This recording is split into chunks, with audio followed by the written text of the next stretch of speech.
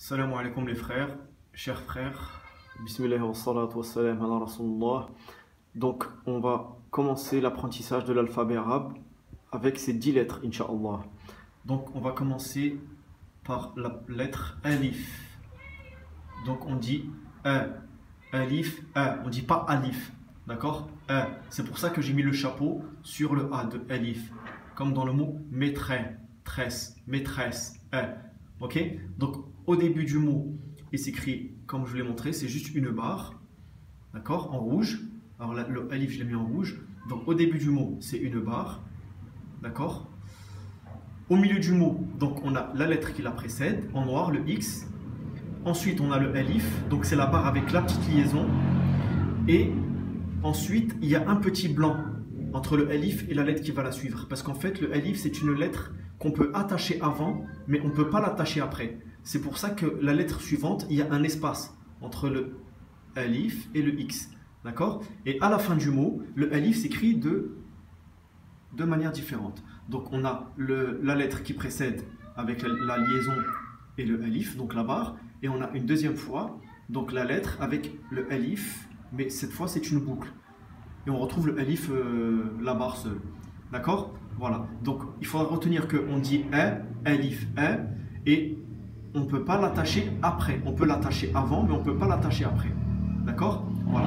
Ensuite, on va passer à la lettre B. Donc le B, c'est en forme de U avec un point en bas. Donc B, point en bas. Pour pas confondre, parce qu'il y a deux autres lettres qui lui ressemblent, mais la différence, elle se fait au niveau des points. D'accord? Et on dit B, on ne dit pas bas. B, c'est une lettre basse. Par la suite, on verra qu'il y a des lettres hautes, dites lettres emphatiques. Donc, au début du mot, il n'y a pas le U, on prend que la moitié du genre de U, on met le point en dessous et on fait la liaison avec la lettre suivante, le X. D'accord?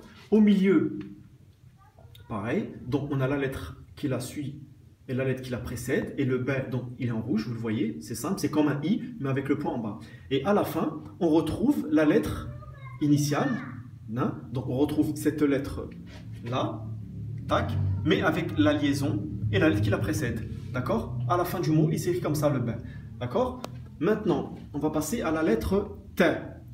T, c'est comme la lettre B. Ils s'écrivent pareil, sauf que là, il y a deux points au-dessus. D'accord? T, deux points au-dessus. Donc au début, pareil. C'est comme un I avec un I tréma. Ok? Donc on n'a pris que la moitié de la lettre. D'accord? Avec le X, la lettre qui suit. Au milieu, pareil. Donc on a la lettre qui la suit et la lettre qui la précède. Donc on a le genre de I tréma. Et à la fin, le T s'écrit de trois manières différentes. D'accord? Alors, il y a la lettre qu'on avait au départ, à laquelle on a rajouté juste la petite liaison là. D'accord? Ensuite, on a le T de cette manière. Ça, c'est pour les mots au féminin. Les mots féminins, donc le T, il s'écrira comme ça. Et cette lettre-là, ce T, c'est lorsque, avant cette lettre, on a une lettre qu'on ne peut pas attacher, comme le alif. On a dit que le alif, hein, on a dit qu'on peut l'attacher avant, mais on ne peut pas l'attacher après. Donc là, si on veut mettre un T, on mettra le rond avec les deux points. Voilà. Alors, la quatrième lettre, elle est un peu subtile au niveau de la prononciation. D'accord? Alors, elle se prononce th.